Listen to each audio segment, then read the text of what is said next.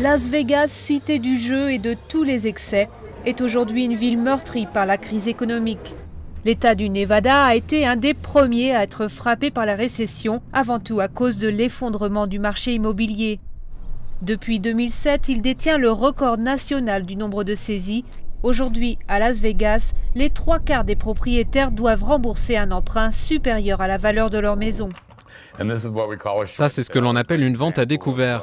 C'est un bon exemple d'habitation dont le propriétaire n'est plus solvable et où il doit plus à la banque que le prix de la maison. Si la situation est difficile pour certains, d'autres comme Jack ne s'en plaignent pas. Il fait partie des agents immobiliers qui ont de nouveau le vent en poupe. Signe que le marché a peut-être touché le fond, les acheteurs affluent de toutes parts pour investir, cash, dans des propriétés vendues au prix des années 90. En 2003, cette maison, en bon état, se serait vendue aux alentours de 140 000 $. Au pic du boom immobilier, son prix a grimpé à 250 000 $. À présent, elle est mise en vente à 49 000. Autre secteur gravement touché, le jeu, qui est la source principale de revenus du Nevada. Avec la crise, les touristes ont boudé Las Vegas ces dernières années, les revenus des casinos ont coulé.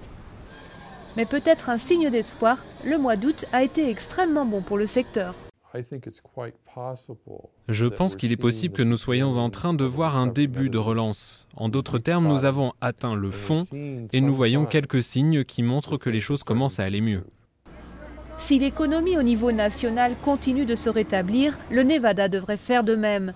En attendant, l'État détient le triste record national du taux de chômage, avec près de 14,5% de sans-emploi.